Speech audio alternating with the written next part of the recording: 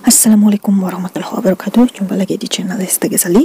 Apa kabar semuanya? Tetap semangat dan tentunya tidak kekurangan sesuatu apapun ya. Dan seperti biasa saya ucapkan juga selamat datang khususnya buat yang baru mampir di channel Lesti Ghazali. Saya ucapkan terima kasih dan jangan lupa segera subscribe dan on bell notifikasinya untuk update informasi yang menarik seputar cryptocurrency dan investasi lainnya. Di kesempatan kali ini tentu masih hippie dan antusias sekali saya ingin membahas terkait calon koin kita Pi Network. Nah, di mana Pi Network ini sudah banyak mengalami yang namanya progres karena sudah hampir 1,5 juta yang lolos KYC dan yang sudah migrasi juga sudah banyak kemajuan. Tentunya yang belum KYC santai saja karena core team sendiri mengatakan timnya sedang bekerja keras untuk men-scale up undangan KYC.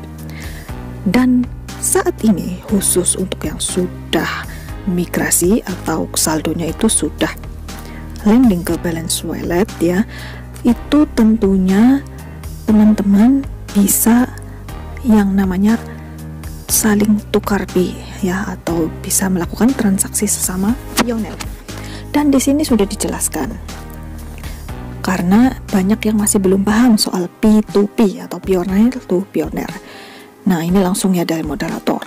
Jadi P2P adalah bentuk transaksi barter yang diperbolehkan bagi pioner yang sudah lolos KYC dan melakukan migrasi saldo ke mainnet. Oke.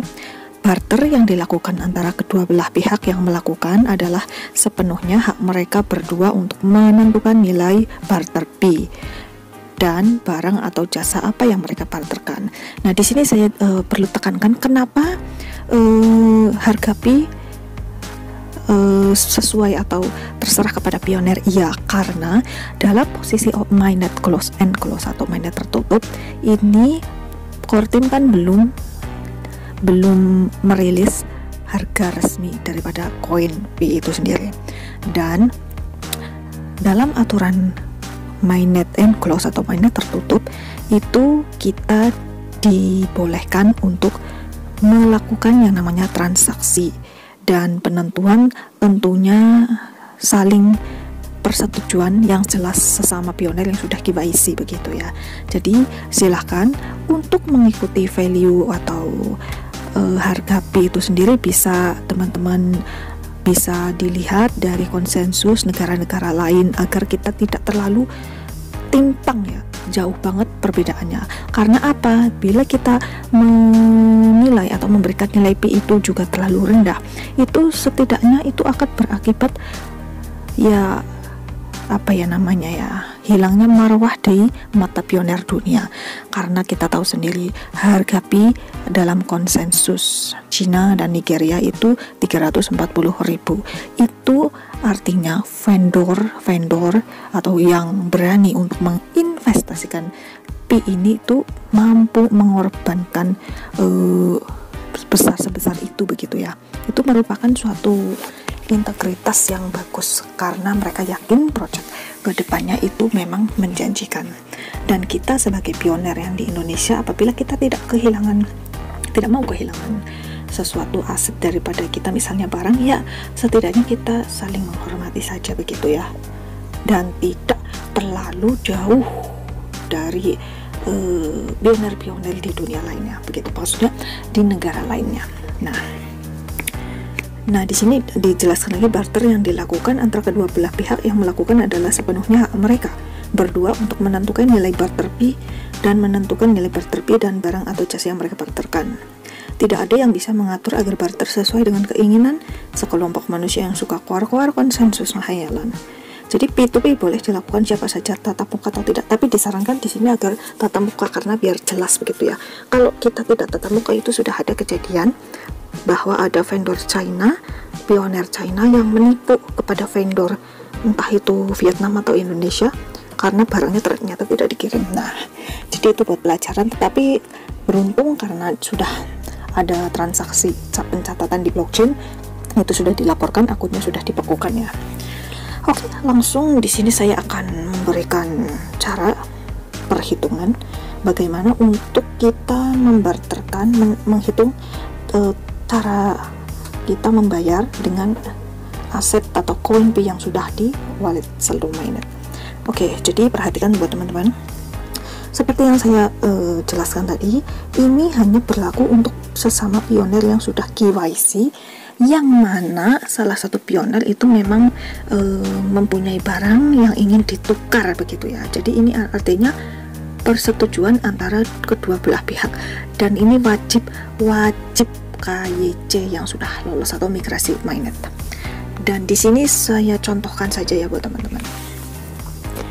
Nah, di sini ada pioner yang menjual atau istilahnya kita menukar barang dengan koin Pi, dan langkah pertama yang kita harus tentukan antara kedua belah pihak, antara pioner yang membayar dan membeli ya atau barteran, itu harus menentukan nilai satu Pi-nya berapa. Nah, kalau di contoh kasus ini mereka menyetujui satu Pi adalah $100. Ini dia. Dan apabila sudah menentukan satu Pi $100, itu kita di kurs langsung karena kita berada di Indonesia ya. Kita sesuaikan dengan currency negara masing-masing. Di Indonesia mereka menyetujui 1.500.000 ya. Nah, ini dia. Jadi hal yang pertama dilakukan adalah persetujuan nilai satu Pi antara kedua belah pihak. Ini tentunya berbeda-beda, itu hak masing-masing. Jadi 100 ya. Nah, setelah itu teman-teman, kalau sudah mendapatkan barang ya sesuai yang diminta, ini kan tentunya kita, ini contohnya ada rokok, ada es kopi, ada snack, ada air mineral, yang setelah ditotal itu ada 41.000. Oke, nah jadi totalnya itu 41.000. Lalu bagaimana kita cara membayarnya Pi? Nah, sekarang kita hitung teman-teman. Setelah kita mengetahui jumlah daripada barang yang harus dibayar itu 41.000, lalu kita sudah mendapatkan kurs dari 1 Pi itu 1.500.000. Kita langsung saja teman-teman, kita ke kalkulator. Nah, ini dia teman-teman. Jadi 41.000 langsung kita bagi 1.500.000, yang hasilnya itu sekitar segini, 0,02733. Nah, kita cek lagi. Jadi nilai Pi yang harus kita bayarkan ke vendornya yaitu ini dia. Nah, sama ya teman-teman. Jadi 0,027333 bisa dibulatkan 3 saja. Jadi 0,0273. Nah, setelah itu tentunya ada yang namanya receipt. Receipt itu kita dapatkan di akun masing-masing ya buat teman-temannya. Kalau keterangan di sini ini sudah terkirim. Nah, ini sudah terkirim teman-teman. Ya. Lalu untuk biaya ini, untuk informasi tambahan ini dibayarkan oleh pembeli. Nah, paham ya?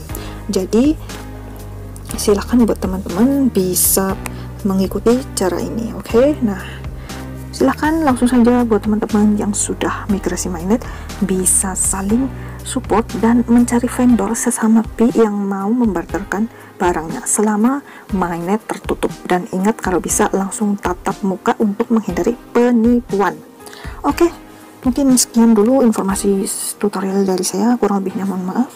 Yang belum subscribe segera subscribe dan on bell notifikasinya. Jangan lupa yang kurang paham silahkan langsung saja di komen. Wassalamualaikum warahmatullahi wabarakatuh. See you in the next video. Bye bye.